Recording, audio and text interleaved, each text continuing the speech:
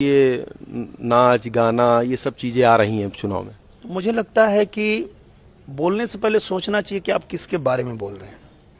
रवि किशन के बारे में बोलना तो एक बार सोचना चाहिए कि आप उसके बारे में बात कर रहे हैं जिसने भोजपुरी सिनेमा को पुनर्जीवित किया। रवि किशन वो नाम है जिन्होंने, चाहे वो तेलुगु हो, तमिल हो, कन्नड़ हो, बंगाली हो, मराठी हो, हर इंडस्ट्री में काम करके और भोजपुरी को वहां तक पहुंचाया।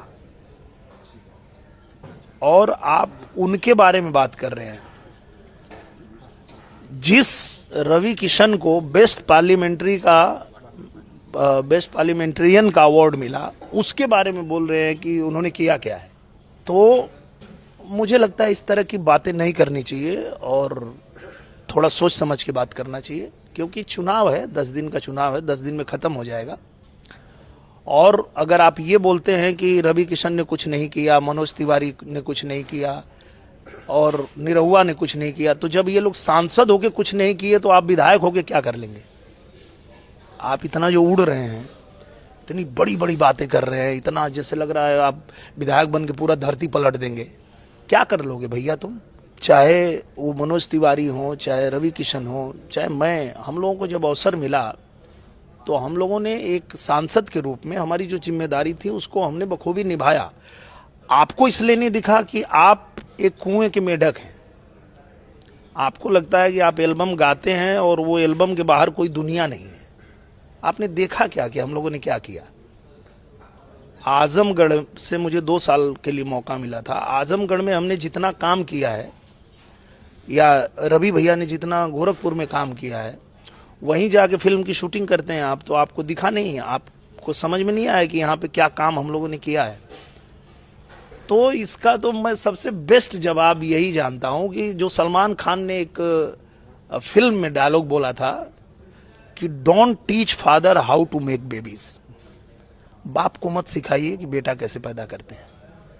मैं तो इतना ही कहूँगा। नहीं, लेकिन 100% होना चाहिए, क्योंकि ये तो 10 दिन का काम है भैया। 10 दिन बाद, और हमारे आपके हाथ में है भी नहीं। आप क्यों लड़ रहे हो आपस में। आपके हाथ में है भी नहीं, वो तो जनता के हाथ में। जनता तय करेगी उसको कौन चाहिए। जनता को जो चाहिए उसको वोट करेंगे और वो चुन लेंगे। तो आप आपस में बात करते समय तो ये ध्यान रखिए कि आप किसके बारे में बात कर रहे हैं, क्योंकि मतलब रवि किशन के बारे में बोलना, और वो भी भोजपुरी इंडस्ट्री के किसी भी कलाकार के द्वारा बोलना, ये हजम नहीं होता है। क्योंकि मैं जितना जानता हूं रवि किशन जी को, रवि किशन जी वो हैं, जब भोजपुरी सिनेमा लगभग बंद हो गया था, बन ही नहीं रहा था, तो पुनर्जीवन इसको दिया रवि किशन जी ने। वो कोई बंगाली फिल्म कर रहे थे और उन्होंने कहा कि मैं पैसे नहीं लूंगा, आप इसको भोजपुरी में भी बना दीजिए, मेरी इंडस्ट्री भी थोड़ा ग्रो करे, चालू हो जाए, फिल्में बनने लगे। उसके बाद आए मनोज तिवारी जी, ससुरा बड़ा पैसा वाला बनाए। और उसके बाद निर्माताओं को ये समझ में आया कि यार जो सिंगर होते हैं वो इतने पॉपुलर हैं, उनको लेके फिल्म करने पे, मनोज तिवारी जी को लेके फिल्म बनाने पे इतनी हिट हुई है, तो और सिंगरों को मौका मिले। तब जाके हमको मौका मिला, आपको मौका मिला। तो जिन्होंने एक रास्ता बनाया है उसके बारे में बोलने से पहले सोचना तो चाहिए एक बार, कि एक विधायकी का टिकट पा गए हो तो लग रहा है कि अब सब दुनिया को ही आप उखाड़ पखाड़ के फेंक दोगे। क्या कर लोगे यार। विधायक बन ही जाओगे तो क्या कर लोगे। किसके बारे में बोल रहे हो वो तो सोचो। तो मुझे लगता है कि थोड़ा समझ रखनी चाहिए, और जिस विषय पे ज्ञान नहीं है उस पे ज्ञान नहीं देना चाहिए। जैसे राम मंदिर पे ज्ञान दे रहे हैं कि राम मंदिर की जगह हॉस्पिटल बनना चाहिए। क्या जानते हो राम मंदिर के बारे में, क्या जानकारी है तुम्हारे पास। राम मंदिर के लिए लड़ाई करते हुए हमारी पीढ़ियां खप गई। जब राम भक्तों ने अयोध्या में गोली खाई थी तो क्या उसमें यादव नहीं गोली खाए थे। हमारी पीढ़ियां भी गोली खाई थी। तो जो लोग अपनी जान की बाजी लगा दिए उस मंदिर के लिए, जिस मंदिर को कोई बाहर से आता है और तोड़ के उसको मस्जिद बना देता है, और वापस जब हमें मौका मिलता है कि हम अपने उस विरासत को वापस बनाए, तो तुम ज्ञान दे रहे हो कि उसको वहां पे हॉस्पिटल बना देना चाहिए, हिंदू का भी मुसलमान का भी इलाज होगा। तो मुझे लगता है कि पहले ज्ञान रखो, समझो कि किस बारे में बोल रहे हो, फिर बोलो। और इनका एक प्रॉब्लम ये है कि ये गायक हैं, इनको गाने के लिए बुलाओगे और ये मोटिवेशनल स्पीकर बन जाते हैं, ज्ञान देने लगते हैं और उस विषय पे ज्ञान देने लगते हैं जिस पे इनको जीरो नॉलेज है। अगर उनको पूछेगा कि एमएलए का फुल फॉर्म क्या होता है तो पता नहीं होगा, लेकिन ज्ञान देने के लिए इतना बस मुंह खोलेंगे और ज्ञान शुरू हो जाएगा इनका। थोड़ा संयम रखिए बोलने से पहले, और किसके बारे में बोल रहे हैं, किस विषय पे बोल रहे हैं, पहले उस पर ज्ञान रखिए।